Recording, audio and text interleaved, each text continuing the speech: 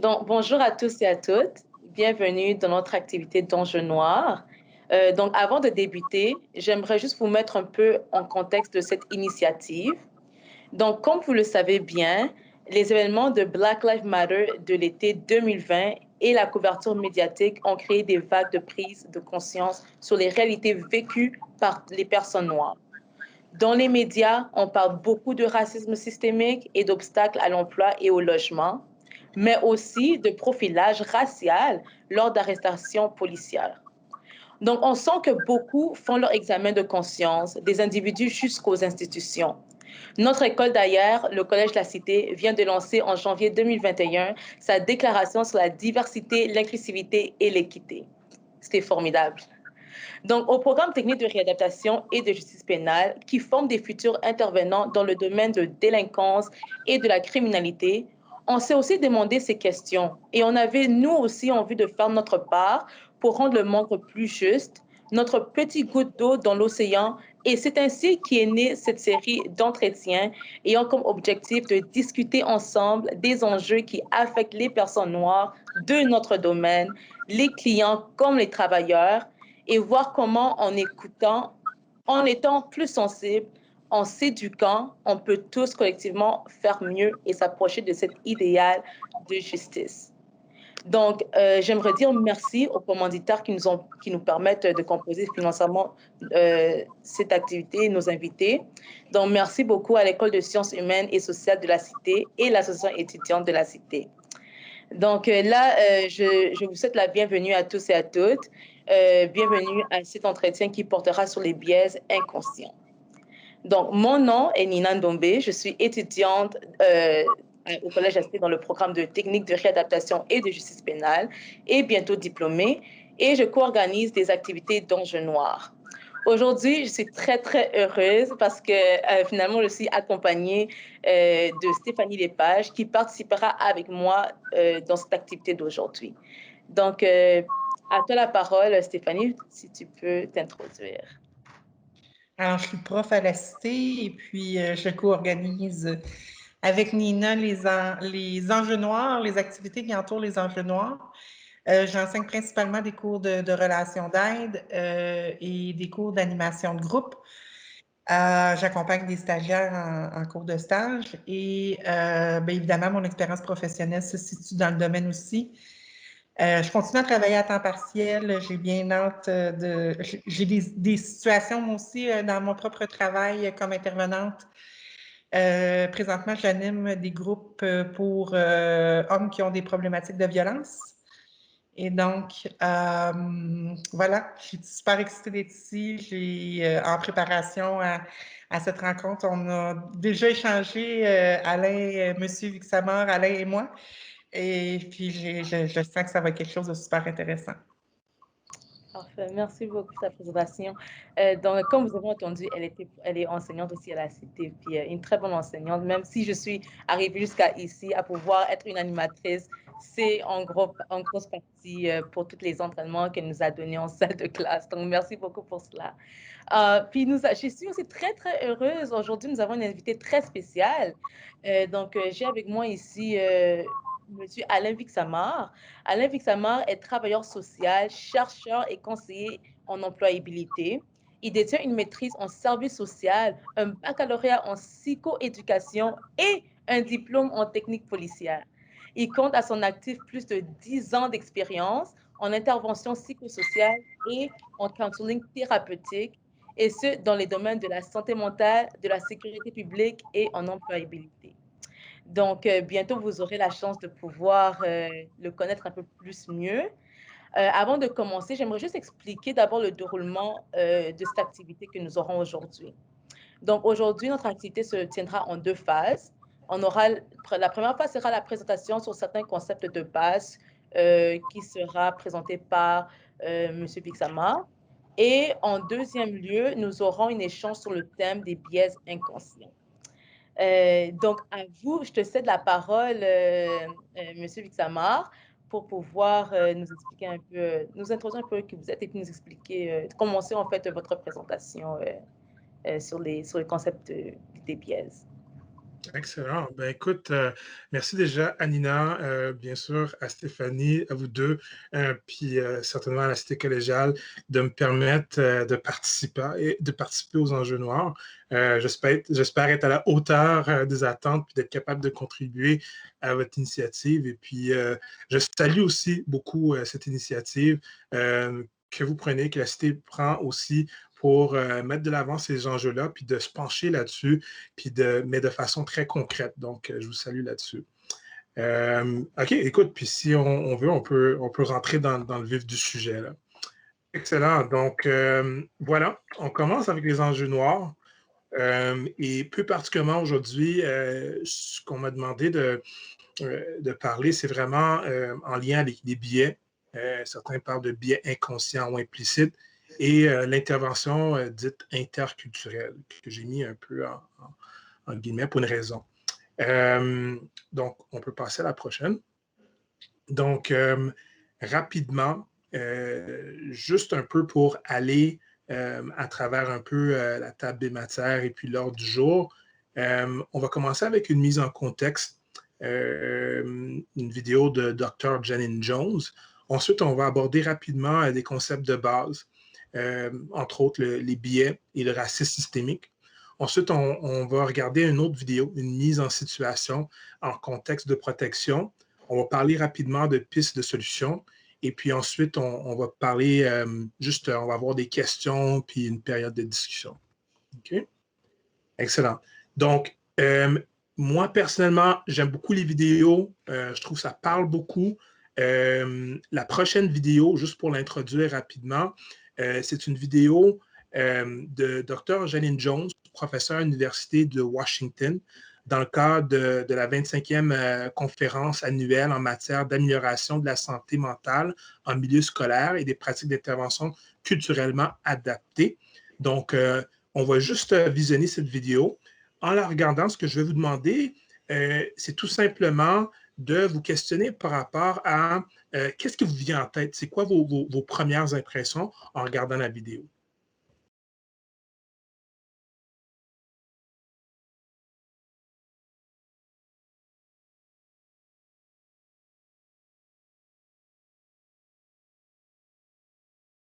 Donc, selon Dr. Jones, il y a généralement deux réponses aux premières impressions qui émergent quand visionne cette vidéo. Soit un voleur de voiture ou des clés perdues. Sentez-vous pas mal si vous avez pensé que c'était un voleur de voiture, peu importe. C'est justement l'intention de cette vidéo, c'est justement pour qu'on puisse avoir une prise de conscience des biais implicites qu'on peut avoir à l'égard des personnes visiblement de descendance africaine. Maintenant, la question, c'est pourquoi on fait ces associations? Ben, de façon générale, la façon qu'on va interpréter cette vidéo est axée vraiment sur l'ensemble de nos expériences, de nos croyances ou le manque de ces expériences et justement sur ces manques d'expérience-là. Donc, c'est ce qu'on appelle justement des biais ou des biais inconscients. On va aller plus précisément pour entrer dans les concepts de base. Maintenant, on va vraiment regarder à c'est quoi un biais ou un biais inconscient, puis c'est quoi la différence. Okay? Donc, lorsqu'on parle de biais implicite ou inconscient, c'est souvent synonyme à stéréotype, préjugé, a priori, préconception, parti pris, un raccourci de la pensée. Plus précisément, on parle vraiment d'une erreur mentale causée par des stratégies de traitement simplifiées de l'information. Ou on peut aussi dire qu'on parle d'attitudes ou stéréotypes qui influencent notre compréhension, nos actions et nos décisions de façon inconsciente. Donc, pour moi, quand j'entends ça, quand je lis ça, je vois vraiment que des biais implicites ou inconscients, on parle vraiment d'une association, de généralisation, de préconception puis d'interprétation erronée qu'on fait à l'égard de l'autre, et ça de façon inconsciente en fonction de certaines caractéristiques, comme l'âge, la couleur de la peau, le poids ou le sexe. Puis bien souvent, ça va se manifester ou ça va s'exprimer à part des comportements biaisés et justement en raison de la limite d'information et de temps. Ça se peut que ça soit encore un peu flou pour certaines personnes, donc on peut passer à la prochaine acétate. Donc, c'est quoi la différence entre un biais implicite et explicite? Donc, selon les auteurs du Harvard Implicit Association Test, qui essentiellement, ils sont reconnus un peu comme ceux qui sont les plus avant-gardistes, la référence dans le domaine, c'est un test qui vient valider essentiellement le niveau de biais qu'une personne peut avoir à l'égard de certains groupes. Donc, selon les auteurs, les stéréotypes ou biais explicites renvoient aux préjugés délibérés ou réfléchis que nous exprimons de façon diverse. En revanche, les stéréotypes ou biais implicites renvoient aux préjugés qui sont relativement inaccessibles à notre conscience ou notre contrôle. Donc, essentiellement, ce qu'on dit ici, c'est que quand on a des biais explicites, ça concorde généralement avec nos pensées puis nos comportements, tandis que les biais implicites opèrent parfois hors de notre conscience et de notre contrôle, et ce en raison encore d'une limitation de temps et d'expérience. Si on regarde un point en bas que je trouve qui est quand même important, selon certains auteurs, l'être humain utilise des raccourcis de pensée afin de compenser ses limitations en mémoire et en temps. Donc, je pense qu'un élément important à prendre en considération lorsqu'on parle de biais implicites, c'est la notion de temps. C'est que c'est ce rapport, c'est cette association qu'on fait envers certains groupes de façon très rapide lorsque le temps est limité. Ça se peut que encore ça soit un peu flou, donc je voulais juste passer par quelques exemples. Okay? Donc, le premier exemple, on peut penser à Oprah Winfrey. Donc, une petite anecdote, Oprah Winfrey était en Suisse et lors de son voyage en Suisse, elle est rentrée dans un magasin de sacs à main. Et la dame a refusé de lui laisser voir ou d'acheter le sac à main parce que la vendeuse croyait qu'elle n'avait pas les moyens. Donc, je pense que pour la majorité de nous, on connaît Oprah Winfrey. Elle aurait pu probablement acheter le magasin en entier. Mais encore, ça nous fait voir que dans ce contexte culturel et social, il y a un biais, il y avait une association entre avoir les moyens économiques et la représentation de Oprah Winfrey en tant que femme, visiblement de descendance africaine, qui ne concordait pas pour cette personne. Okay? Un deuxième exemple. Donc, dans une entrevue, encore dans ce bon contexte, dans ce contexte de COVID, il y avait un commentateur qui, dans sa présentation, il y avait une dame qui est rentrée pour prendre les enfants pendant qu'il faisait sa présentation. Et plusieurs personnes ont cru que la dame en arrière était la nounou, donc la gardienne, plutôt que son épouse, en raison encore de son appartenance ethnique ou culturelle. Un autre exemple, c'est Barack Obama, lors d'un banquet, en tant que sénateur, quelqu'un l'a trompé en pensant qu'il était un serveur dans une salle où les gens étaient majoritairement, visiblement, pas de descendance africaine. Donc, encore une situation où des caractéristiques d'une personne ne concordent pas pour quelqu'un de façon dans le temps qui fait en sorte qu'on fait des associations et des généralisations très rapides. Et la dernière exemple, c'est une étude de l'Université Colorado où ce qu'on demandait à des participants de tirer en fait sur des personnes armées ou non armées.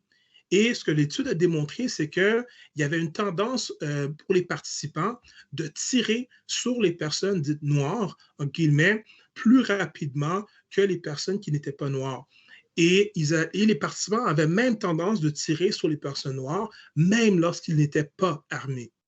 Donc, on n'a pas besoin de retourner très loin dans le temps, justement, lorsqu'on pense à tous les cas des situations où des personnes visiblement de descendance africaine ont été interpellées par la police et sont décédées par la suite pour qu'on voit la pertinence des biais implicites et comment ça peut se jouer lorsqu'il y a une interaction avec la police et certaines communautés.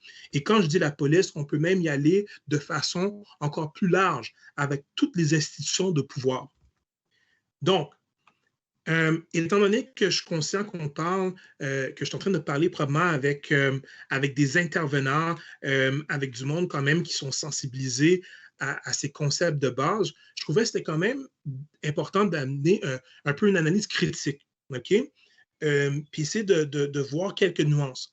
Donc, selon l'analyse critique du IAT, encore, c'est le Association Test, le Implicit Association Test, le concept de biais implicite est plus pertinent, en ce qui concerne les jugements spontanés plutôt que les décisions réfléchies ou intentionnelles qui préoccupent davantage le système judiciaire. Les biais implicites peuvent certainement influencer les décisions conscientes, mais elles déterminent rarement. Pourquoi que je trouvais que c'était important ce point-là? C'est de dire que oui, les biais, c'est quelque chose qui est important lorsqu'on parle de jugement spontané. Donc, la notion de temps est importante là-dedans. OK? Mais toutefois, ce qui démontre, c'est que lorsqu'on donne un peu plus de temps, c'est que ça va pas nécessairement, les biais ne vont pas nécessairement dicter le comportement, mais il y a certainement une influence. Je trouve que c'est quand même une nuance importante à apporter. La deuxième nuance ou critique, si tu veux, c'est qu'il y a une remise un peu en question de la terminologie. Donc, en faisant un peu un survol de la littérature, il y a plusieurs auteurs qui n'amenaient de dire, lorsqu'on parle de biais implicite ou inconscient, c'est un peu une chasse aux sorcières, ou si tu veux, ou même, il disait en anglais, on parle, we're chasing for ghosts, hein? Parce qu'on parle de quelque chose qui est inconscient, quelque chose qu'on ne voit pas. Et puis encore, je vais vous lire rapidement ce que disait un auteur. L'auteur disait « Implicit bias is often viewed as a hidden force, hidden side of people that makes them perform inappropriate action.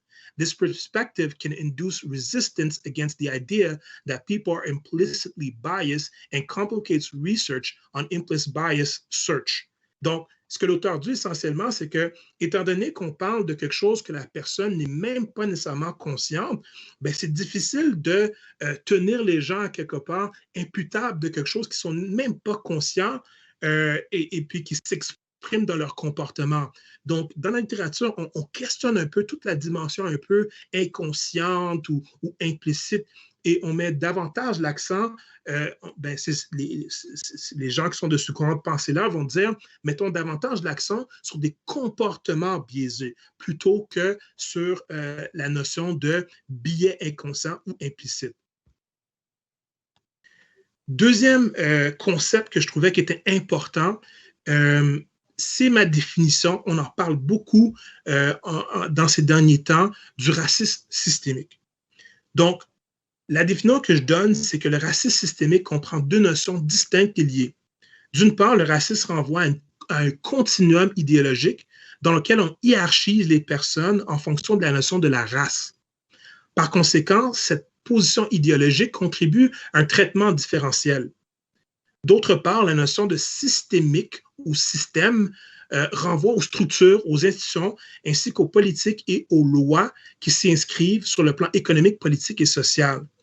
Pourquoi est-ce que je trouvais important de parler de racisme systémique? C'est que, numéro un, quand on parle de racisme systémique, c'est la notion idéologique. C'est un continuum. Souvent, on parlait de racisme comme soit je suis raciste ou je ne suis pas.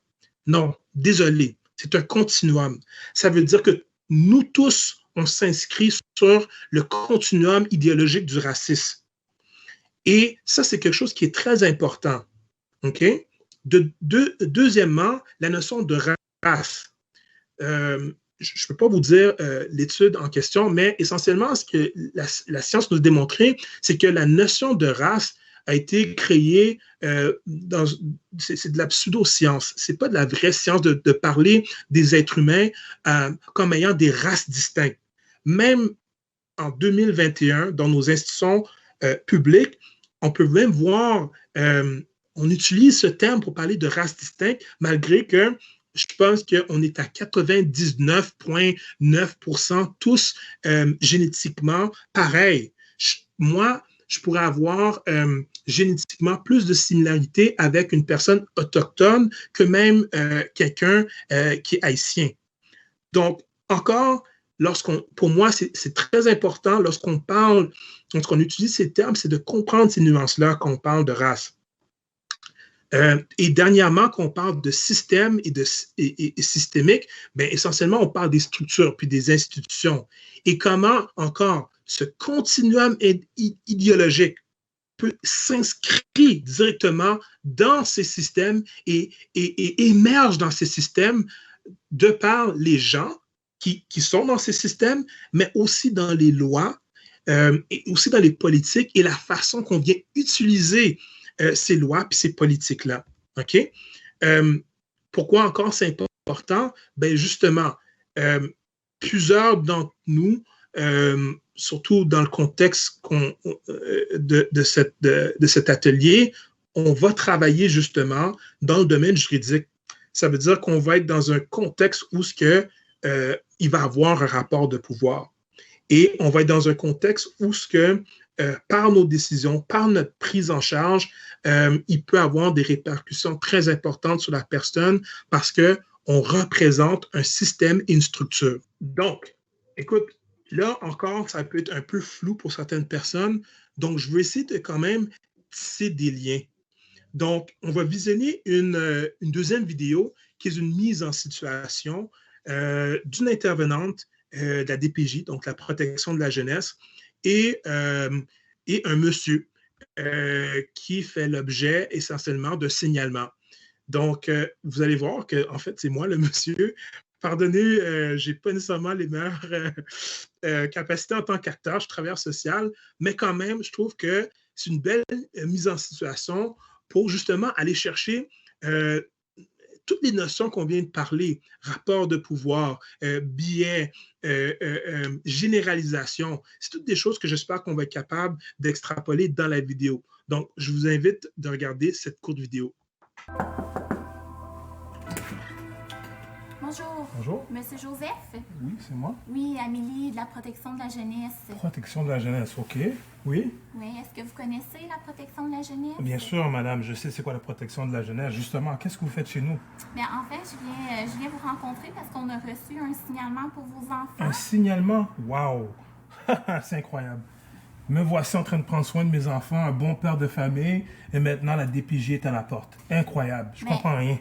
Effectivement, là, ce qu'on a reçu dans notre signalement, c'est peut-être par rapport à ça, par rapport aux valeurs qui peuvent être divergentes d'une culture à l'autre au niveau des méthodes disciplinaires utilisées. Madame, chez nous, on prend soin de nos enfants, on discipline nos enfants et l'éducation est très importante chez nous. Mais madame, est-ce que tu as même des enfants? T'es qui, toi, pour venir chez moi, pour venir me dire comment élever mes enfants? Est-ce que tu as même des enfants? OK. Monsieur, on n'est pas là pour parler de ma vie, on est là pour parler de vous. Non, mais écoute, si tu es pour me dire comment élever mes enfants, toi-même, est-ce que tu as des enfants pour venir me dire comment élever mes enfants? Monsieur Joseph, je vais vous Non, mais demander c'est du de vous n'importe calmer. quoi, c'est du n'importe quoi. Vous voyez, en ce moment, quel embarras vous me mettez. Maintenant, la DPJ à ma porte, j'ai tous mes voisins maintenant qui me regardent. C'est incroyable, c'est du n'importe quoi. En fait, peut-être que si vous baisseriez le ton de votre voix, les voisins vous Bon, entendraient. encore quelqu'un qui vient me faire la morale. Okay. Encore quelqu'un qui vient me faire la morale, puis vous-même, je ne sais même pas que vous avez des enfants. Vous êtes qui pour venir me dire quoi Mais faire? en fait, je suis là parce qu'on a reçu un signalement par rapport, justement, comme vous me disiez, les valeurs qui sont différentes de par votre pays et notre pays. Il y a des divergences et nous, on travaille au niveau de la loi. Donc, on doit s'assurer que la loi est respectée, même si vous venez d'emménager au Canada. Je suis né à l'hôpital de Hull, madame. OK? Oui, j'ai des valeurs, mais je suis né ici. Donc, je comprends pas ce que vous me dites par rapport à mes valeurs, mon pays. Je comprends pas ce que vous me dites là en ce moment. Ça, là, en ce moment, ça vient me chercher. C'est du n'importe quoi. C'est quasiment du racisme, ce que vous faites en ce moment, là. De venir remettre en question ce que je fais avec mes enfants, c'est du gros n'importe quoi. C'est inacceptable. Inacceptable. Parfait. Oui. Non, c'est pas parfait. Au contraire, c'est inacceptable. Monsieur Joseph, je vous ai nommé, Je suis intervenante pour la Oui, je DPJ. sais, vous avez dit qui vous êtes, etc., DPJ, tout ça, mais vous avez rien à faire chez moi. Mais- Je prends soin de mes enfants, je fais ce que j'ai à faire, et maintenant vous venez remettre en question l'amour et la discipline et le cadre que j'essaie de mettre chez moi. C'est du n'importe quoi. Personne ne remet en question l'amour que vous avez pour vos Oui, c'est ça que vous faites, madame. Vous remettez en question. Vous me remettez en question en ce moment, madame. Par contre, il y a des gens qui sont inquiets pour vos enfants et on doit valider. Moi, je suis pas inquiet. Je suis pas inquiet. Non, non, moi, je suis pas inquiet pour mes enfants. Mes enfants sont bien corrects. C'est vous qui remettez en question si mes enfants sont corrects. Pourquoi? Aucune idée. Parce qu'au Canada, on élève les enfants différemment. Bon, au Canada. Hein? Voilà, encore au Canada. Hein? Tout ça revient toujours à ça. Nous autres, les personnes noires, les autochtones, nous autres, on est des sauvages, c'est ça? On n'est pas capable d'élever nos enfants? C'est ça? Donc, on voit vraiment dans la mise en situation, écoute, il y a plein, évidemment, dans le contexte, on ne peut pas avoir un échange, mais sûr qu'on pourrait avoir une discussion super intéressante par rapport aux deux positions. Ouais. Celle de l'intervenant, quand on parlait de valeurs divergentes. Ça veut dire quoi, ça, valeur divergente? Hein? Souvent, quand on va dire les fameux propos, là, ici au Canada, ça veut dire quoi, ça, ici au Canada? Lorsqu'on dit ces choses-là, on voit qu'il y a un biais. Ça suppose qu'il y a déjà une divergence entre les visions de voir les choses. Et justement, pourquoi je trouve ça important? Parce que souvent, là, on est dans un contexte de protection de la jeunesse. Mais je reviens à dire que plusieurs d'entre nous allons travailler dans un contexte où la relation d'aide est imposée. Lorsque la relation d'aide est imposée, ça vient changer beaucoup la dynamique. Et plus particulièrement, comment que ça change la dynamique, c'est que ça se peut que la personne soit déjà dans une position où elle est un peu plus réfractaire, parce qu'elle ne veut pas nécessairement rentrer dans cette relation-là qui lui est imposée, de un, et de deux, dépendamment de notre approche, ben, des fois, ça peut même venir susciter je pourrais même loin à dire des traumas d'expériences antérieures avec différentes instances publiques, que ce soit par la police ou peu importe, mais quand on parlait de toutes les structures de pouvoir, bien, ça peut venir ranimer davantage un peu des biais que la personne avec qui on intervient peut avoir également. Donc, c'est une petite mise en situation, mais je trouvais que c'est quand même important qu'on prenne conscience à quel point des biais peuvent jouer dans des interactions où ce que justement, on n'est peut-être pas préparé, puis on doit rentrer dans le vif du sujet, puis c'est là où ce que ça va ressortir. Donc, on peut passer à la prochaine, à cette étape. Donc, on a parlé de plusieurs choses. On a parlé de biais implicites ou explicites. On a parlé de racisme systémique. On a vu quelques exemples. Je trouvais quand même important qu'on puisse parler de pistes de solutions. De ne pas nécessairement rester axé sur les problèmes, mais également d'être capable de trouver des solutions pour nous en tant qu'intervenants, mais plus particulièrement pour les personnes auxquelles on va être appelés à travailler pour qu'on puisse être plus outillés justement pour les venir en aide. On peut passer à la prochaine.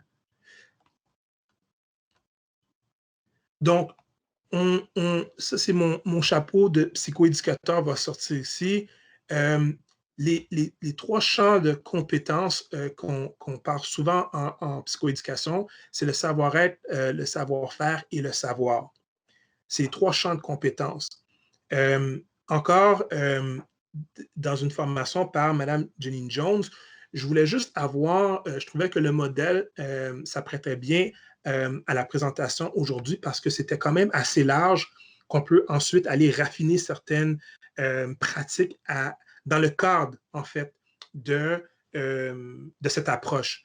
Donc, dans l'approche axée sur les données probantes, on parle de trois piliers. Donc, la meilleure preuve scientifique, l'expertise clinique et les caractéristiques, valeurs et le contexte. Pourquoi est-ce que je trouve que ces trois piliers d'intervention dans un contexte, en guillemets, interculturel, c'est important? Bien, justement, personnellement, je privilégie beaucoup l'approche systémique parce que le piège dans lequel on peut tomber, c'est quand la dimension culturelle, on la met de l'avant comme étant le facteur principal qui fait en sorte qu'on est en relation d'aide. Tandis que des fois, ça ne peut pas nécessairement être le cas. Souvent, je vais donner l'exemple, si quelqu'un avait à intervenir auprès de moi, puis disait, écoute, M. Vixamar, je sais que vous, en tant qu'Haïtien XYZ, que dans votre pays, je donne souvent l'exemple, ben, moi, je suis né à l'hôpital de Hull. Donc, ça fait en sorte que si quelqu'un vient avec cette perspective d'intervenir avec un homme haïtien, la personne ne va pas prendre en considération toutes les complexités de mon identité puis de mon parcours. Et vice-versa, et avec d'autres personnes, c'est la même chose. Donc, c'est pour ça que je remets un peu en question, puis je fais attention à ce que je dis. Je ne dis pas que le parcours migratoire, la dimension culturelle n'est pas importante. Je dis qu'elle est importante. Toutefois, elle fait partie aussi de l'identité de la personne qui comprend aussi plein d'autres facteurs à prendre en considération lorsqu'on intervient auprès de la personne. J'aimais beaucoup cette image avec toutes les petites cordes parce que je trouvais que c'était une belle image pour parler de toutes les complexités, toutes les différentes dimensions de la personne qu'il faut prendre en considération quand on intervient auprès d'elle. Et justement, l'approche axée sur les données probantes nous permet un peu de prendre un recul par rapport à nos propres biais en s'appuyant davantage sur des preuves scientifiques. Mais ça prend aussi en compte nos expériences. Plusieurs personnes vont me dire, écoute Alain, je ne sais pas, c'est bien beau que tu me dises d'avoir une approche, une perspective plus ouverte, mais selon mon expérience X, Y, Z, qui est quand même valide. Mais le danger encore, c'est de s'appuyer uniquement sur cette perspective-là, dont le danger de s'appuyer sur des biais. Okay? C'est là où la preuve scientifique, la dimension un peu plus objective vient à contrepoids contre justement certaines de nos expériences. Mais je ne dis pas de les négliger. C'est important quand même de les tenir en compte puis de les prendre en considération. Et dernièrement, ben, comme je viens juste de parler, c'est toute la question des caractéristiques, des valeurs et du contexte. C'est ça qui permet d'avoir une vision d'ensemble quand on va être en situation d'intervention auprès des personnes issues de la diversité. Donc, à mon avis, quand on parle de le savoir-être, pour moi, c'est la base. C'est la base de l'intervention. Il y a certaines personnes qui vont dire « Ah, mais certaines personnes, ce n'est pas une science pure, etc. » Mais dans notre, on parle vraiment de relation d'aide.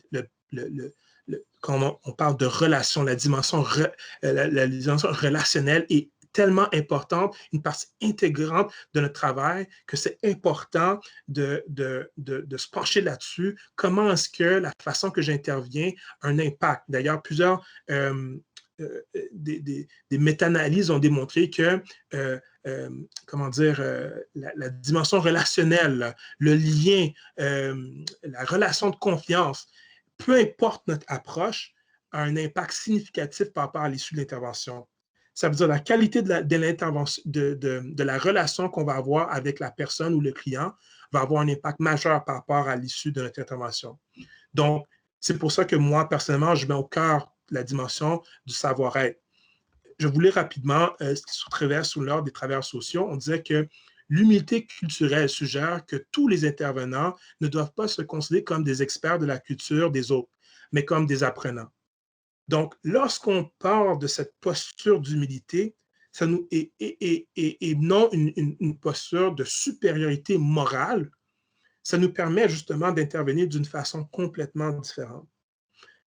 Je me permets de prendre cet exemple de Mme Joyce Echaquan, que son âme repose en paix. C'est un exemple flagrant, puis selon les informations qui nous sont fournies, que l'intervention qui a été faite envers cette dame a été faite en fonction de certains biais à son égard, qui a fait en sorte qu'on a pris pour acquis ou, je dirais même, on a fait complètement abstraction d'autres possibilités de son état de santé, justement en raison des associations, des préjugés, des stéréotypes qu'on a envers les personnes autochtones ou les Premières Nations.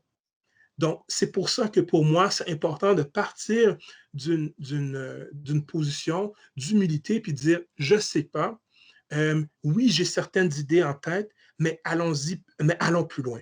Et allons creuser, allons valider pour pas justement tomber dans le piège d'aller dans une intervention, dans une complètement haute direction qui n'est pas axée sur les besoins de la personne.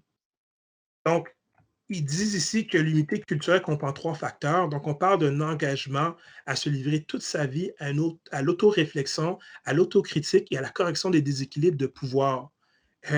J'aimais beaucoup ces 3 choses-là parce qu'il disait que le terme compétence culturelle qu'on utilise souvent est critiquable parce qu'il implique que l'on peut parvenir à maîtriser un sujet. Alors que le terme qu'on parle d'humilité culturelle suggère vraiment un engagement à la vie. Donc, c'est vraiment quelque chose qu'on peut faire à perpétuité qui nous permet toujours d'être dans un esprit de dire, je ne sais pas, j'ai une certaine connaissance, mais je suis ouvert à apprendre. Et je suis ouvert à avoir une certaine critique. Et justement, qu'on parlait d'une correction dans les déséquilibres de pouvoir, bien justement, la majorité des gens vraiment qui écoutent cette entrevue se trouvent dans une position de pouvoir. Donc, c'est important de tenir compte de ça et de voir comment, dans mon intervention, je peux mettre la personne avec qui j'interviens dans une situation où ce que je ne suis pas au-delà d'elle, mais je suis à côté d'elle. Donc, merci beaucoup, Monsieur Samor, pour votre belle présentation. J'ai beaucoup appris. Et puis, en apprenant, tu sais, moi-même, je prends une prise de conscience sur... Je pense que je comprends un peu mieux, et je pense que je peux parler pour tout le monde pour dire qu'on comprend un peu mieux ce terme de biais en 2 temps. Donc, comme vous l'avez bien expliqué dans votre présentation, bon, on est tous conscients du biais, mais il y a la notion, en fait, la différence entre les biais explicites ainsi que les biais implicites et les biais inconscients. Ce n'est pas une notion que plusieurs d'entre nous savent. Et puis, je peux même dire que, en fait, pour moi, c'est une première. J'ai vraiment, vraiment aimé cette partie de la présentation. Mais j'ai aimé toute la présentation, mais j'ai beaucoup, beaucoup appris, surtout sur les différentes notions des biais.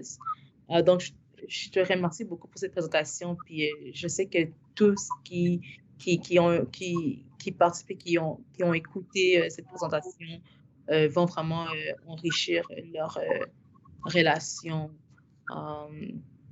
sociale. Moi, j'avais une petite question à poser. Puis c'est comment prendre conscience de ces biais inconscients que nous avons? OK. C'est une bonne question. Et puis, justement, encore, ce que la recherche dit, essentiellement, c'est que la nature même des biais inconscients fait en sorte qu'à cause qu'ils sont inconscients, on n'a pas nécessairement accès à ces biais-là parce que c'est quasiment des automatismes qui vivent dans notre inconscient. Mais pour répondre à ta question, comment prendre conscience de ça, je pense que de un, c'est de comprendre que nous avons tous des biais. Donc, c'est de dire que chaque personne est vulnérable à avoir certains biais inconscients. De deux, possiblement faire une liste de situations dans lesquelles potentiellement on pourrait possiblement avoir certains biais. Et puis de deux, c'est être ouvert à la rétroaction, être ouvert parce que les biais inconscients vont se manifester dans nos comportements, dans notre attitude envers les autres. Donc, lorsqu'on retourne et on voit une certaine interaction qu'on a eue avec une personne ou un client, puis de voir que les choses ont mal tourné, de se questionner pour voir pourquoi que la personne a réagi de cette façon-là. Puis c'est nos comportements qui vont nous permettre à être certains, à être un indicateur, si on veut, de justement certains biais qu'on pourrait avoir à l'égard de certains groupes. Donc, je dirais que c'est des façons un peu générales d'aller potentiellement avoir accès à quelque chose qui, dans une certaine mesure, nous est inaccessible. Je trouve ça vraiment intéressant ce que tu racontes parce que je me questionne, je n'ai pas la réponse là, sur à quel point c'est si inconscient que ça. Mhm. Oui. J'ai l'impression que de simplement aussi prendre le temps de faire l'effort, de se poser les questions, c'est déjà une grosse partie du travail de fait, de participer, par exemple, à ce type de conversation qu'on est en train d'avoir. C'est déjà une forme de remise en question. Vas-y, Alain. Puis j'aime ce que tu dis, puis ça me remet justement sur quelque chose que je voulais amener, c'est que je trouve que même les biais implicites ou explicites, je trouve que ça se porte bien sur un spectre, un continuum, justement. Et puis, de dire, justement, c'est difficile de dire, hein? Moi, je peux me dire que je suis très féministe en tant qu'intervenant, mais quand vient, je ne sais pas, je m'en vais, je dois intervenir auprès d'une famille, je dis, oh, wow, je ne sais pas, peut-être que je vais demander, oh, madame, est-ce que vous avez besoin de l'aide à préparer le souper?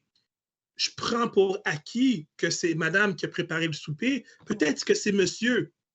Donc, c'est là où ce que justement nos biais inconscients, c'est là où ce qu'on se questionne. Il y a certaines choses que c'est hors de la portée de notre conscience, mais où ce qu'on se situe par rapport à ça, c'est une excellente question. C'est extrêmement difficile. Donc, moi, quand je réfléchis à ça, je me dis, je pense une des meilleures choses, c'est simplement de se dire, je suis vulnérable au biais, qu'il soit de façon inconsciente, dans quelle posture d'intervenant je peux me mettre pour que je ne tombe pas dans les pièges. Puis, ce que j'aime aussi, c'est les choix de mots. Tu sais, on parle de biais implicites. Des fois, les mots nous font réagir, hein? Tu sais, comme quand on dit, moi, je vais parler en tant que femme blanche, je veux donc pas me faire attraper à dire quelque chose de raciste, tu sais. Puis, on dirait que quand on va parler de biais inconscients ou implicites, c'est plus facile pour moi d'avoir cette conversation-là parce que le mot est moins chargé. Même si on parle au fond des mêmes choses, il y a quelque chose de déculpabilisant dans le fait d'utiliser le terme biais inconscient. Je ne sais pas si vous voulez réagir à ça, Nina, Alain. Oui, j'aimerais en fait réagir à cela parce que j'avais en fait une question par rapport un peu à cela. Parce que c'est là on parle des biais, puis bien entendu, les biais sont normalement vus comme négatifs. Mais est-ce qu'en étant conscient, premièrement, est-ce que nous sommes nés avec ces biais ou bien c'est appris?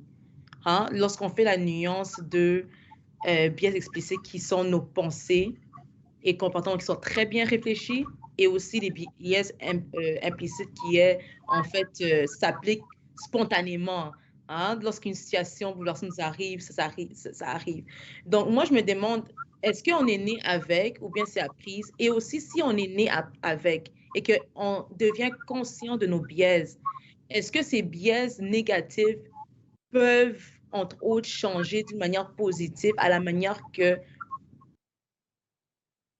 nous voyons les choses et nous changeons les choses, nous changeons nos pensées, en fait.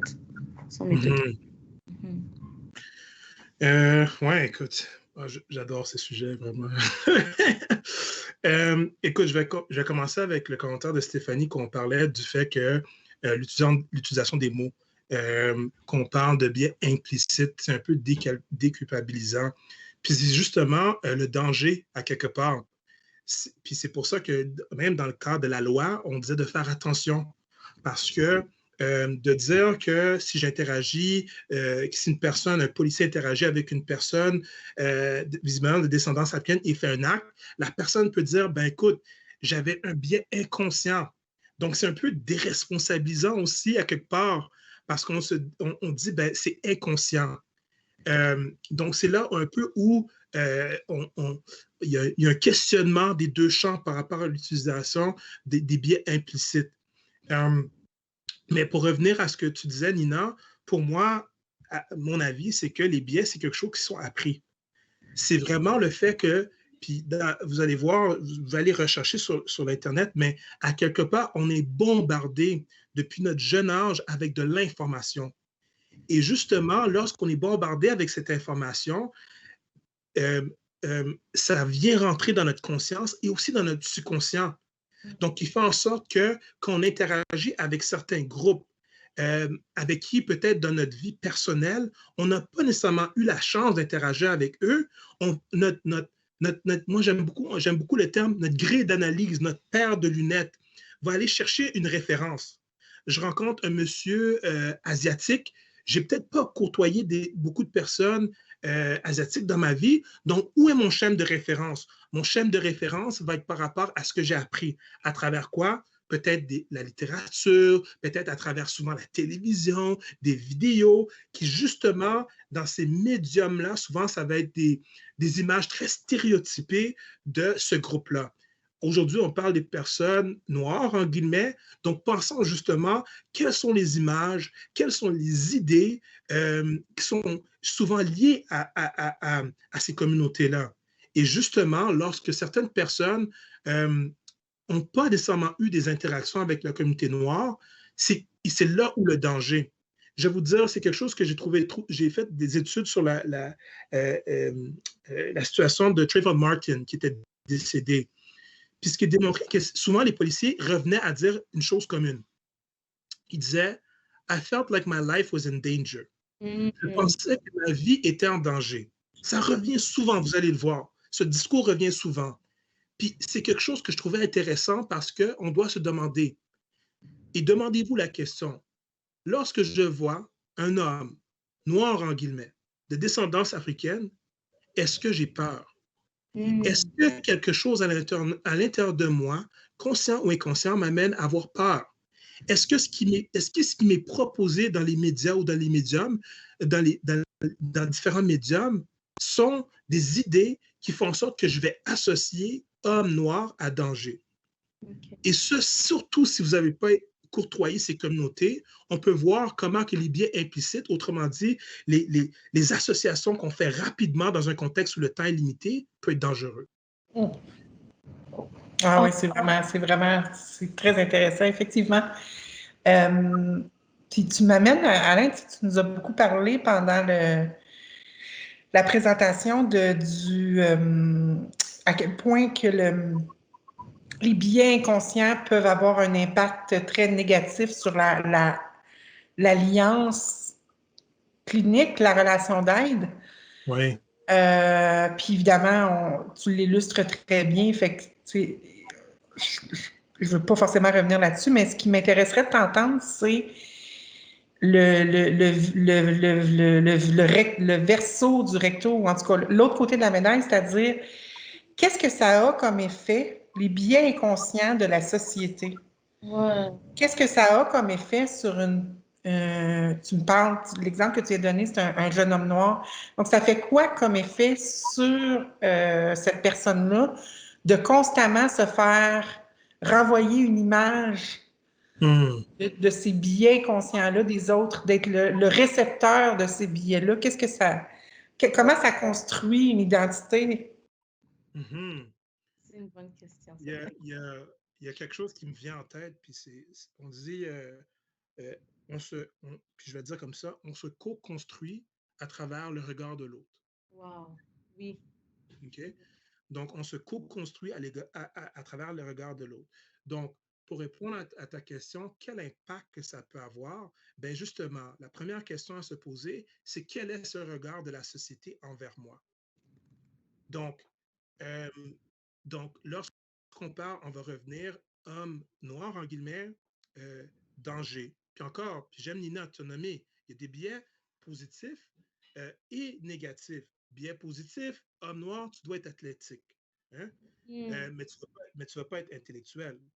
Tu vas avoir probablement plusieurs femmes. Tout genre de stéréotypes qui vont être qui vont être liés à mon identité. Quel impact ça peut avoir? Je reviens encore à une étude qui avait été faite il y a, je pense, dans les années 50, où on demandait à des petits garçons et à des petites filles noires, en guillemets, et on leur donnait 2 poupées, une poupée blanche, une poupée noire, puis on leur demandait c'est laquelle qui est la plus belle, quel qui est le plus beau. Et puis souvent, ils disaient, ben, la poupée blanche est plus belle. Ils ont reproduit la même expérience récemment, dans quelques années, et malheureusement, on a encore les mêmes résultats. Pourquoi? Parce que la référence culturelle de la beauté, de façon générale, elle a les yeux blancs, elle a les yeux bleus, les cheveux blonds, elle est mince, elle vient d'un milieu socio-économiquement aisé. Donc, c'est ça la référence. Donc, lorsque l'on grandit, on est bombardé par ces images et ces idées de la beauté et du succès, et on ne se voit pas à travers ces images, ces idées-là. Ben, l'impact que ça a, c'est de dire, ben, on se dévalorise. On se dévalorise, on dit, je ne suis pas intelligent, je ne suis pas beau, je ne représente pas le succès, etc. Donc, toutes ces choses-là font en sorte que ça a un impact. Mais il y a quelque chose d'important. Je pense à quelque part là-dedans, on doit faire un choix. Ouais. C'est de ne pas dire qu'on est nécessairement victime de ces images-là, mais de dire, je fais un choix et je mets un filtre par rapport à ce que la société me dit que je suis. Et c'est pour ça que je veux parler de co-construction, de dire, je peux, comment dire, souvent on va dire en anglais, I'm a product of my environment, but I will not become a victim. Je suis un produit de mon environnement, mais je ne vais pas en devenir une victime. Donc, c'est à quelque part aussi, encore dans une perspective de solution, de prendre position par rapport à ce qui nous est imposé par la société, qui nous dit qui nous sommes. Wow. J'ai une question, ouais, excellent. J'ai une question par rapport à cela. Vous avez dit que quand on se construit à travers le regard de l'autre, et là, vous venez de dire que c'est très intéressant, je suis un produit de mon environnement, mais je ne vais pas me victimiser par rapport à cela. Comment est-ce que moi, je pourrais faire, comme si je pourrais intervenir auprès de ma société, de ma communauté, ou même quand je fais de l'intervention plus tard. Parce que comme tu sais, là, on parle d'une forme que, tu sais, le policier, le blanc, il a peur du noir. Puis ça, c'est un policier, puis ça peut être n'importe qui. Mais dans la société, il arrive aussi qu'il y a des noirs qui ont peur, en fait, des blancs à cause de cette notion-là. Ce n'est pas vrai, c'est juste tellement que, comme on dit, les biais ont été là, on les voit dans les nouvelles, puis tout autour de nous, que tu peux vraiment avoir peur d'être en avant. Tu sais, moi, si je suis en avant, je ne vais pas le mentir, là, mais si je suis en avant d'un policier qui est noir ou en avant d'un policier qui est blanc, j'aurais vraiment, vraiment peur en avant du policier qui est blanc. Pourquoi? Parce que c'est pas parce que, à cause de la couleur de sa peau seulement, non, c'est à cause de ce que je vois dans les nouvelles. Tu sais, donc, comment dealer avec cette peur-là? Qu'est-ce qu'on doit faire comme étant des futurs intervenants qui, tu sais, un jour, là, quand je deviens intervenant, je pourrais travailler avec des policiers aussi, que ce soit noir ou blanc, qui vont m'aider peut-être à aller dans une maison, entre autres, d'une personne, ou aller à la cour, ou bien, tu sais, comme, peu importe l'emploi que je vais avoir, tu sais, comme si je travaillais à la DPJ, puis il y a un signalement, puis je vais aller prendre un enfant, c'est sûr qu'il y aura un policier blanc qui va être avec moi, qui va m'aider à pouvoir calmer la situation en tant qu'intervenant DPJ, parce que c'est comme ça que ça se fait. Mais le niveau de confortabilité, là, puis de crainte, puis tout, comment contrer ça? C'est ça. Oui. Honnêtement, c'est une bonne question. Je vais aller dans le spécifique, ensuite je vais aller dans le plus large. Je vais faire le contraire. Je vais aller dans le plus large, ensuite je vais aller dans le plus spécifique. Dans le plus large, comment contrer ça? C'est de côtoyer la diversité. C'est d'activement essayer d'aller à l'encontre de nos biais puis de ce qu'on peut vraiment penser. Ça, je comprends. Il y a du monde qui vont dire « Ouais, mais moi, je ne suis pas quelqu'un d'extraverti, je suis quelqu'un d'assez réservé. » C'est correct. Mais que ça soit une petite action que ça soit exactement, je ne connais pas très bien la communauté musulmane, je vais aller à une épicerie où je sais que beaucoup de personnes musulmanes vont être présentes. Je vais assister peut-être comment dire, une prière des vendredis. Je vais aller courtoyer la différence justement pour justement élargir mon schème de référence qui est extrêmement limité. Donc, ça, c'est une façon d'aller un peu à l'encontre et de dire « j'ai peur des policiers ». OK? Est-ce que tu as déjà parlé avec un policier? Tu t'es déjà assis avec un policier justement pour avoir leur perspective par rapport à certaines choses? OK? Donc, ça, c'est juste, je pense, c'est une façon, de façon générale, d'aller à l'encontre un peu de les préconceptions qu'on peut avoir à l'égard de d'autres groupes. Donc, pour revenir avec plus spécifiquement à la situation de la police, j'ai un ancien collègue, justement, de ma technique policière, qui vient juste d'écrire un livre. Essentiellement, c'est comment se comporter de façon appropriée avec la police. OK? J'ai salué son initiative. En même temps, j'avais un peu une réserve. Pourquoi? Parce qu'encore, dans une perspective systémique, le changement, ce n'est pas juste à moi à m'adapter. Oui. Il y a un changement qui doit être fait même au niveau de la police et de cette structure publique-là également, par rapport à la façon qu'ils vont interagir avec certaines communautés. Okay? J'ai une responsabilité, certes. Okay? Puis quand on parle de la police, écoute, on doit se dire les vraies choses. Ils ont une arme à feu. Si la situation escalade, je peux potentiellement perdre ma vie.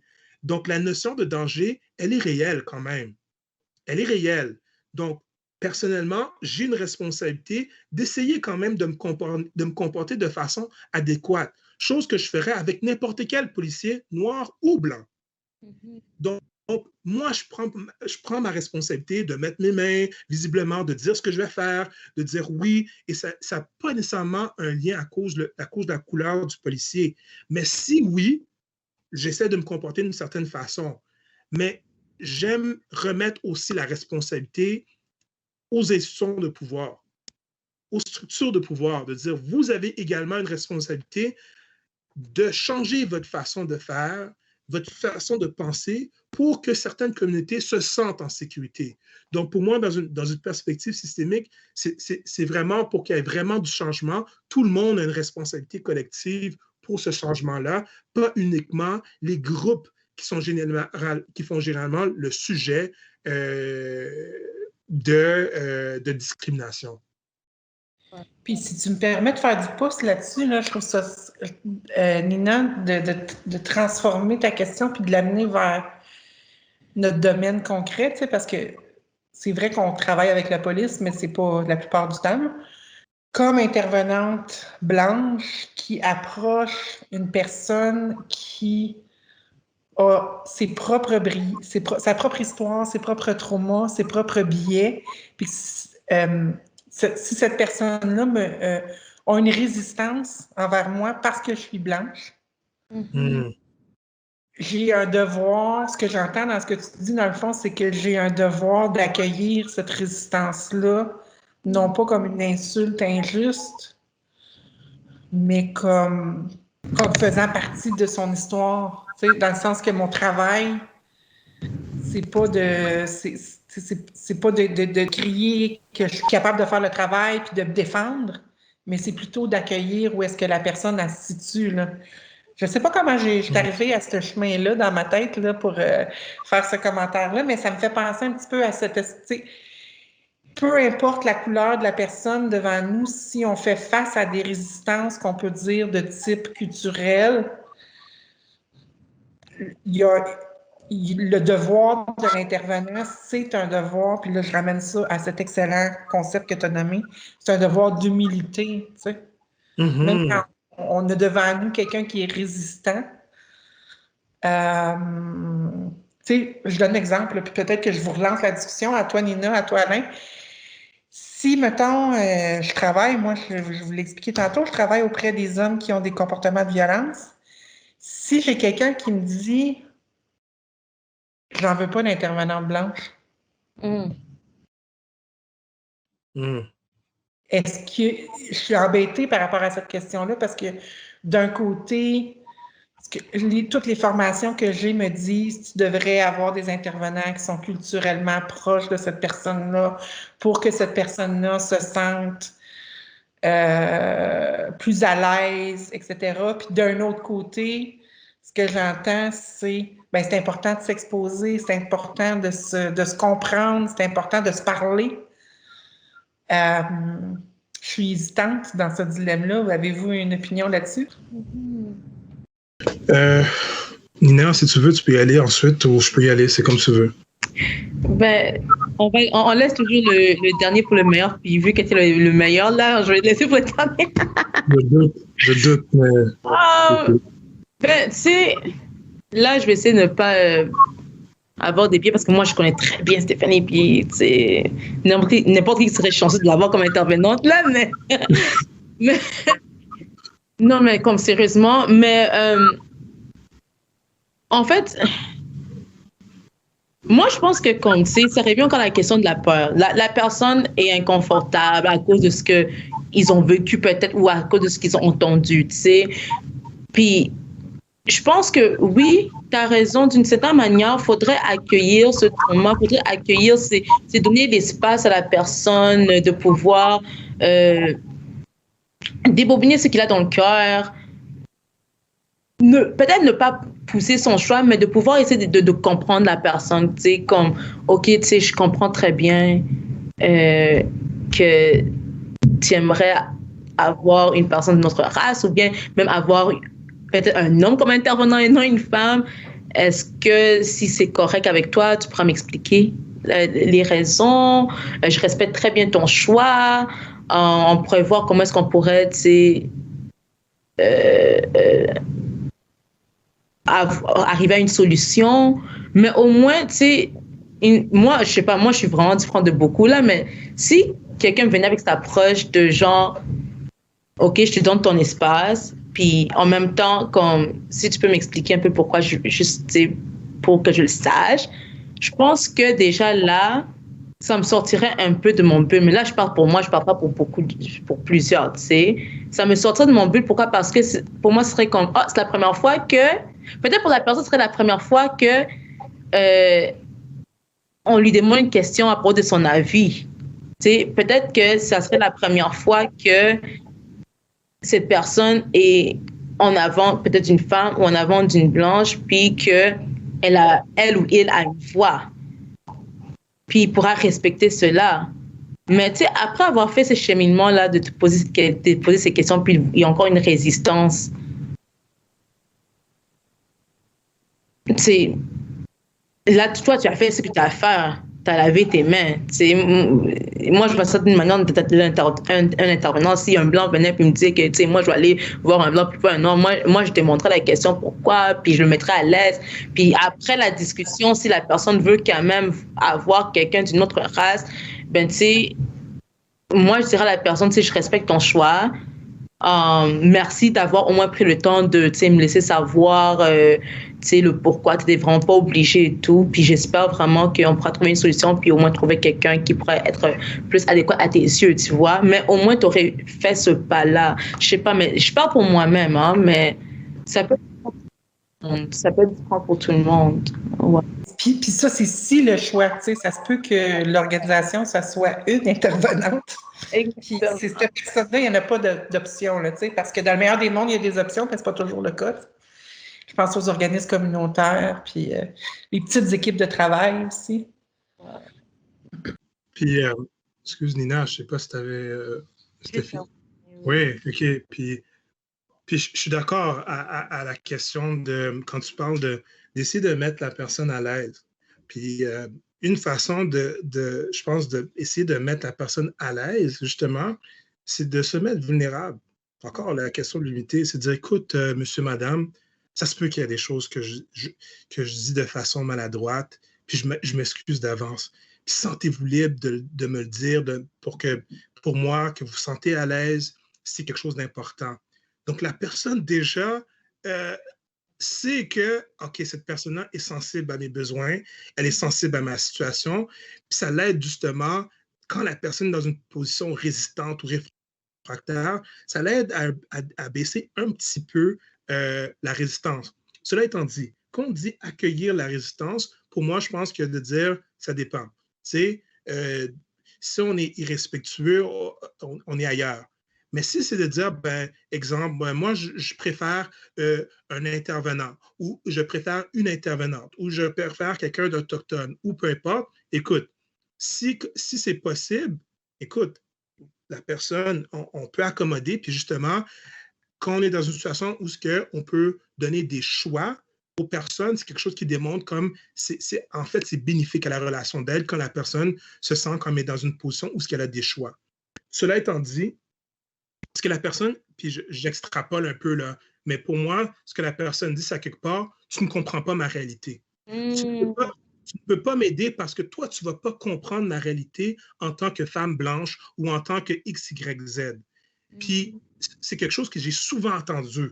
Je travaillais dans les centres jeunesse, puis c'était souvent, dans le contexte régional, c'était souvent des jeunes filles visiblement de descendance européenne ou autres, canadienne, si on veut dire, pure laine, whatever, qui travaillaient dans le centre. Et puis, il y avait souvent des jeunes hommes ou des jeunes filles issus de la diversité, puis disaient, ah ben écoute, toi, tu ne peux pas comprendre. Tu ne comprends pas, tu ne vas jamais comprendre ma réalité et d'où je viens. Et puis, je trouvais que c'était un danger. Et puis, cette réflexion-là est dangereuse. Puis, je vais expliquer pourquoi. Parce que juste à cause quelqu'un ne te ressemble pas ou n'a pas vécu ce que tu as vécu, ça ne veut pas nécessairement dire que cette personne-là ne peut pas t'aider. Et je te dirais que l'inverse est encore vrai, que si quelqu'un a vécu ce que tu as vécu, quelqu'un te ressemble, ça se peut que cette personne-là ne soit pas la meilleure personne pour t'aider. Justement parce que parfois, on va intervenir disant, ah, OK, bon, ben, toi, tu es noir, OK, toi, tu es issu de tel milieu, OK, bon, on se comprend. Non. Il y a une diversité au sein de la diversité. Donc, et ça se peut que, encore, à travers ma grille d'analyse en tant qu'intervenant, ça se peut que mes propres expériences en tant qu'homme racisé viennent teinter mon intervention parce que je le vois à travers mon expérience personnelle. Donc, des fois, le fait que justement, je ne sais pas, peut-être que c'est un problème de dépendance. Puis, quelqu'un peut décider d'aller à une place où puis leur intervenant n'a jamais eu un problème de dépendance. Et c'est justement le fait que la personne n'a pas eu de problème de dépendance et voit les choses autrement qui va aider le client à voir les choses autrement. Mais si c'est quelqu'un qui peut-être a eu des problèmes de dépendance, des fois, je pense que possiblement, ça peut avoir un effet pervers.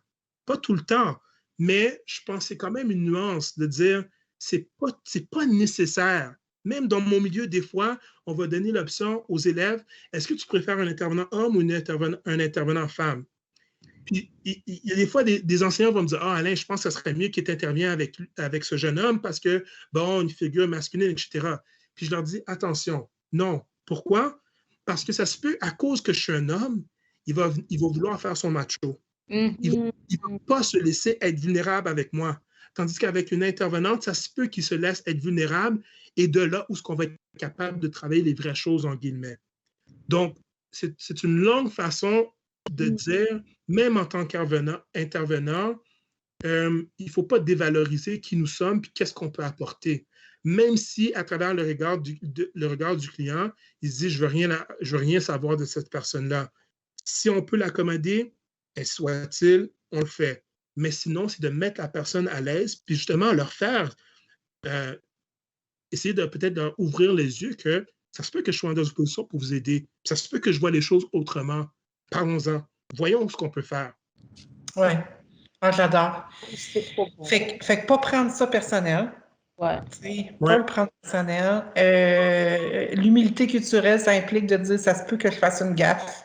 Dis-le moi, je vais être correct.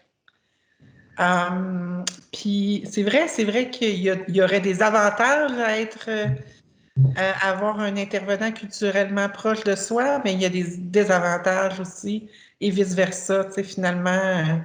Puis culturellement, ça implique évidemment la couleur de la peau.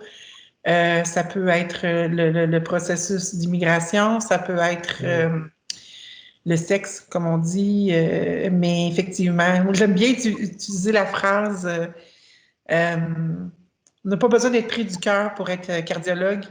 Il y a quelque chose là-dedans dans le sens de ce qu'on possède, c'est des qualités d'intervention, une formation, une expérience en tant à faire de la relation d'aide.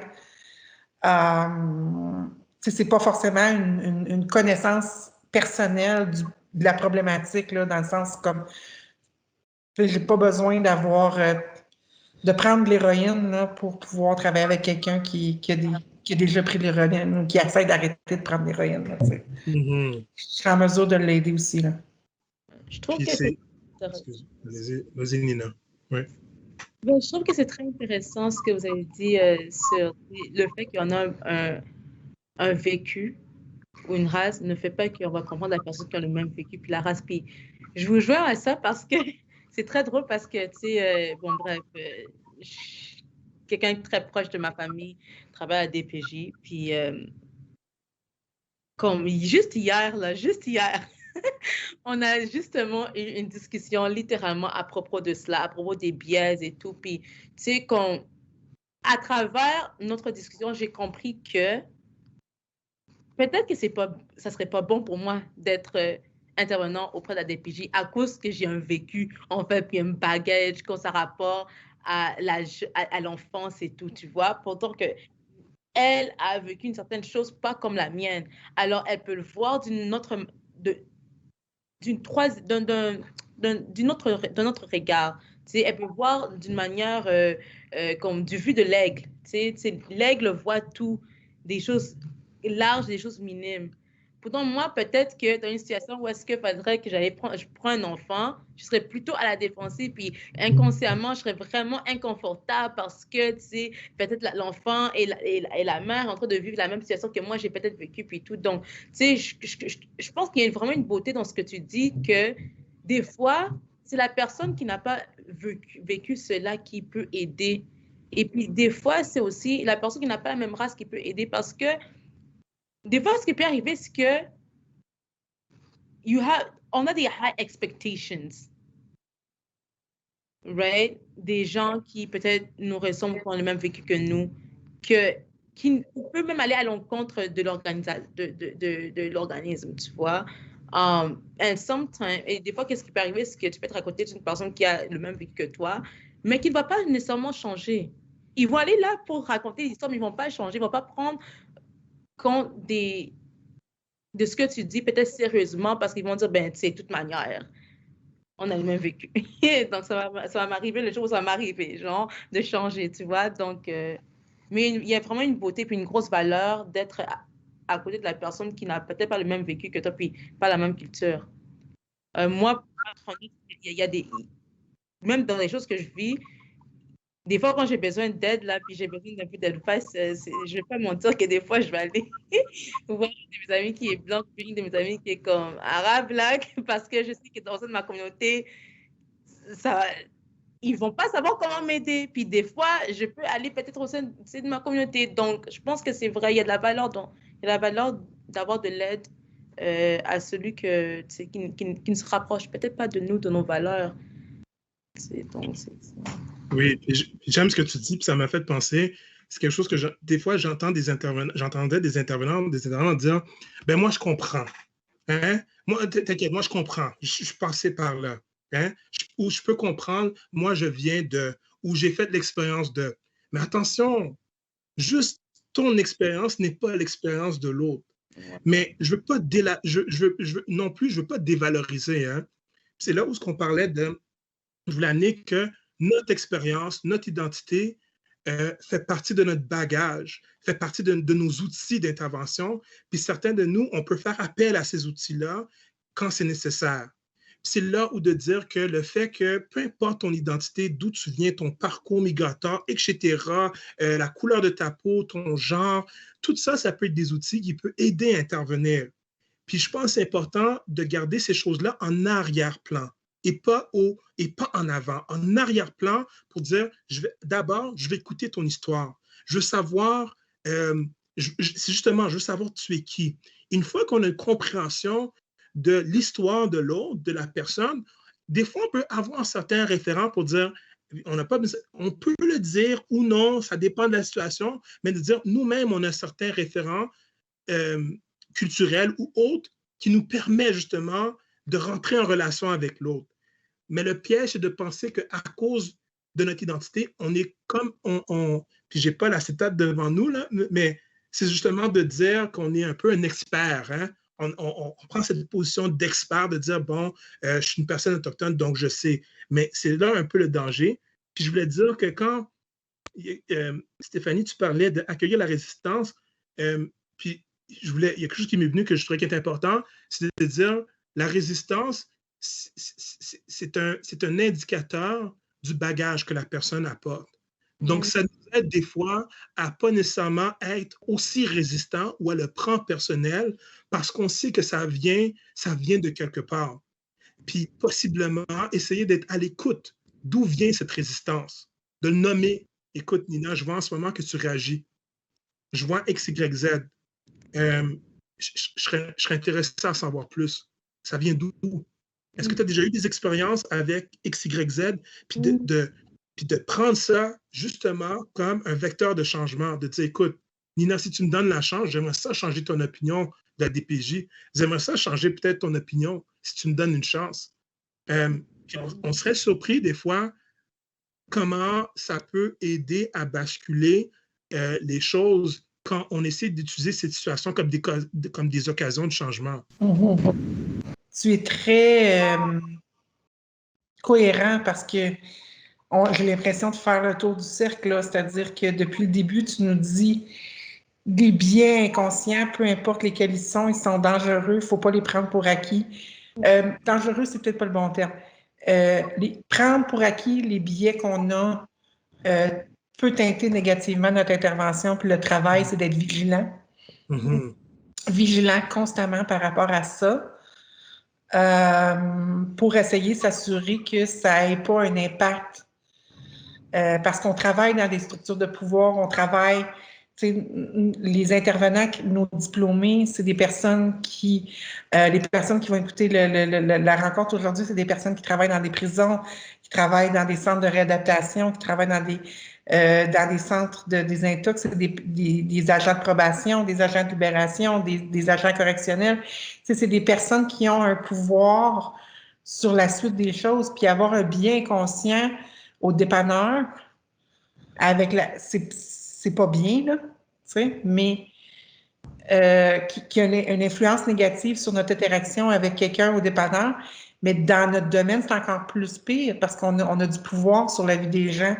On a du pouvoir juridique, on a du pouvoir sur juridique, déjà là, il est très gros. Tu vas-tu faire de la prison? Tu vas-tu garder tes enfants? Est-ce qu'on reste impliqué dans ta vie? Fait que avoir des biais conscients, c'est encore plus grand.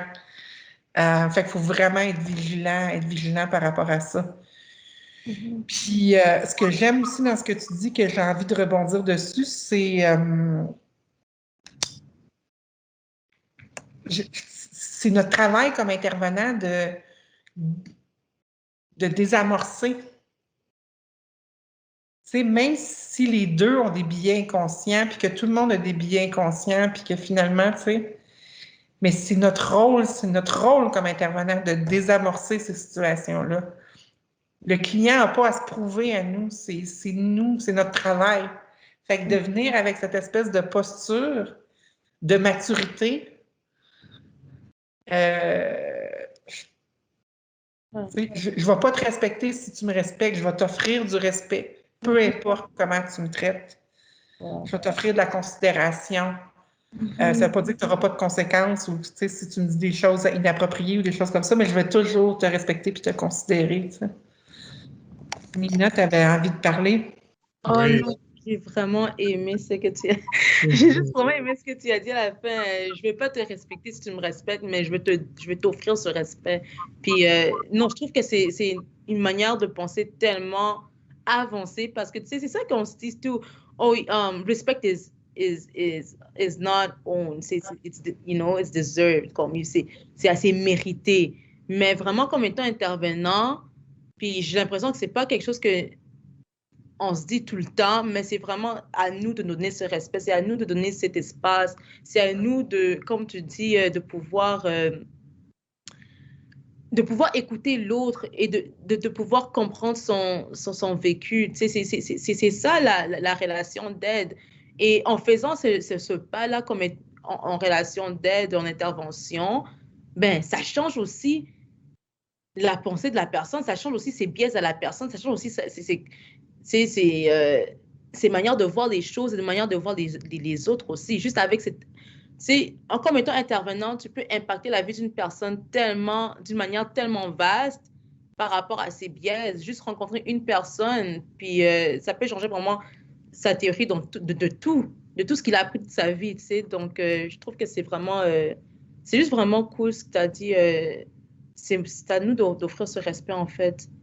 Mais moi, je me demandais comme question, tu sais, parce qu'on a vraiment beaucoup parlé on a parlé, dans ce que j'entends, la supériorité morale versus l'humilité culturelle. Qu'est-ce qui doit être fait comme travail afin que ce concept soit appris et appliqué par tous les intervenants? Est-ce que c'est une étape qui doit être apprise pendant notre période d'études? Est-ce que c'est une étape qui doit être apprise au milieu de l'emploi? Est-ce qu'il faudrait avoir des formations sur ça? Et puis, est-ce que vous pensez est-ce que ça doit être quelque chose qui est obligatoire, d'avoir une formation sur la différence entre la supériorité morale et l'humilité culturelle? Une bonne question. Je vais rebondir sur ce que Stéphanie a dit. Ensuite, je vais revenir sur cette question-là parce que je trouvais que, comme tu disais, Nina, c'était super important ce que tu amènes, Stéphanie, puis c'était très bien dit qu'on parlait, puis je dis dans mes mots ici, c'est à quelque part, c'est un peu un respect inconditionnel, hein? Un respect inconditionnel envers la personne. Et puis, ça m'a fait beaucoup penser justement à mon travail dans les centres jeunesse, où je travaillais justement avec des enfants qui étaient qui étaient enceintes pour diverses raisons, à cause de leur sécurité ou leur développement a été compromis. Souvent, c'est des enfants qui avaient vécu des choses atroces auprès d'adultes et de personnes qui étaient supposées d'être là pour les protéger. Donc, l'enfant, certains enfants, ce qu'ils feraient, c'est qu'ils te activement, ils voulaient te rejeter pour se protéger. Je veux dire, ils pourraient faire toutes sortes de choses, te cracher, te couper, te lancer des livres. Écoute, il y avait une violence envers certains intervenants et à quelque part, notre rôle, c'était de leur montrer par nos actions et nos mots que peu importe ce que tu me fais, je vais quand même être ici. Pour que justement, ce que tu disais, Nina, que son schème de référence change, que les adultes, tous les adultes ne sont pas là pour me faire du mal. Et puis même quand je fais du mal, ce gars-là, il reste.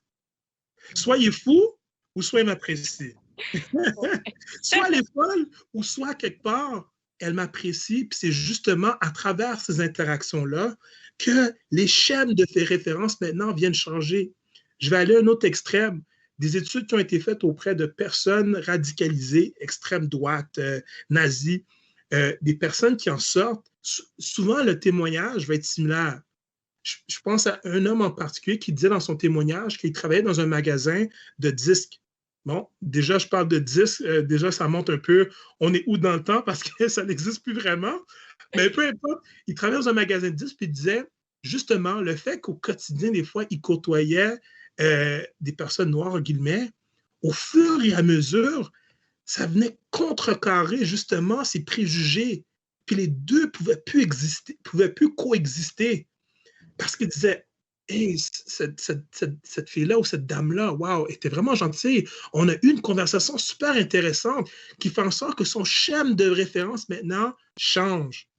Donc, je trouve que, pour revenir à ce que tu disais, Stéphanie, être dans cette posture un peu de je vais te donner du respect inconditionnel, peu importe. Puis d'ailleurs, des fois, même si on veut en mettre encore plus, si on est devant quelqu'un qu'on sait est très marginalisé, on va vous voyer la personne, on va en mettre le paquet pour que la personne dise « Wow, OK, cette personne me donne vraiment une valeur. » Et ça, je trouve que c'est important.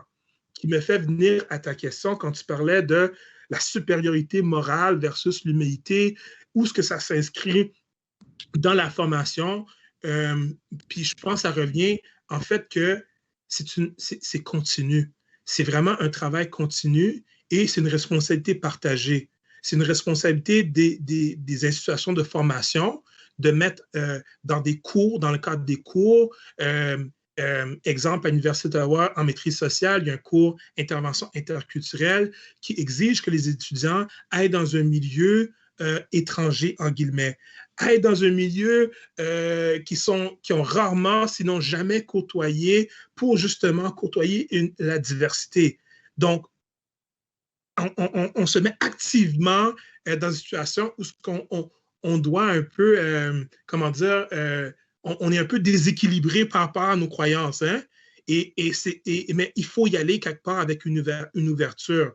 Puis quand je dis que c'est une responsabilité partagée, ben, je pense que les institutions ont une responsabilité, mais on a aussi une responsabilité aussi en tant qu'intervenant, de continuellement se remettre en question, puis de faire cet exercice-là, de dire, puis c'est une suggestion, ça ne savait pas de moi, de quelqu'un de proche, qui m'a dit des fois, même qu'on rentre dans une intervention, c'est de donner peut-être un indicateur. Peu importe. Que ça soit amener, je ne sais pas, un stylo bleu, que ça soit à mettre une citation sur notre protocole d'intervention. Quelque chose qui, dès qu'on est en intervention avec l'autre, nous rappelle de dire « prends conscience ».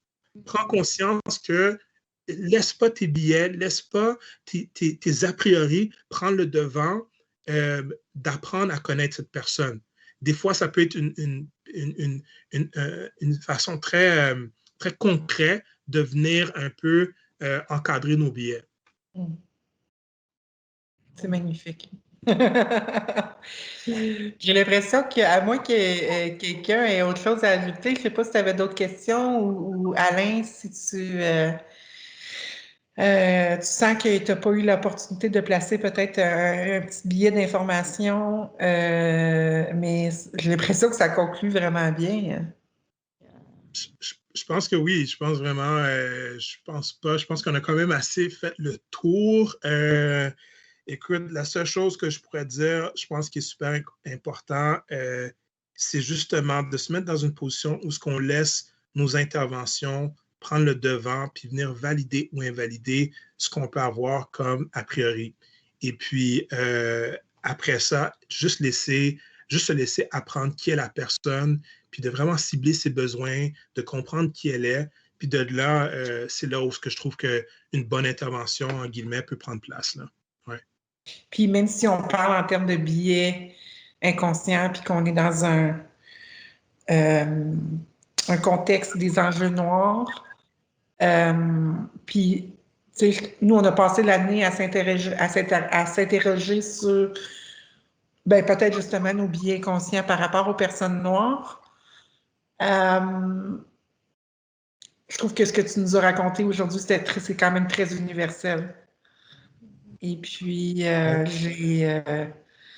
j'apprécie énormément. Je te remercie, Alain. Je sors de cette conversation inspirée, puis prête à me trouver un stylo bleu. C'est bon, ça. J'aime ça. C'est bon, ça. Ouais, c'est vraiment enrichissant. Alain, je sais pas, j'ai vraiment aimé cette intervention. Comme j'ai dit depuis le début, déjà, j'avais beaucoup appris à partir de la présentation, mais juste à t'entendre parler, tu sais, je peux vraiment sentir que c'est sûr que toi aussi, tu as vu beaucoup, tu as vécu beaucoup, puis ça fait toi un intervenant magnifique, ça fait toi un intervenant vraiment génial. J'ai vraiment beaucoup appris sur les biaises, j'ai appris sur... C'est le type d'intervenant que moi-même, je pourrais devenir quand le temps sera, le temps donnera. Et puis, plusieurs leçons que j'aimerais conclure avec.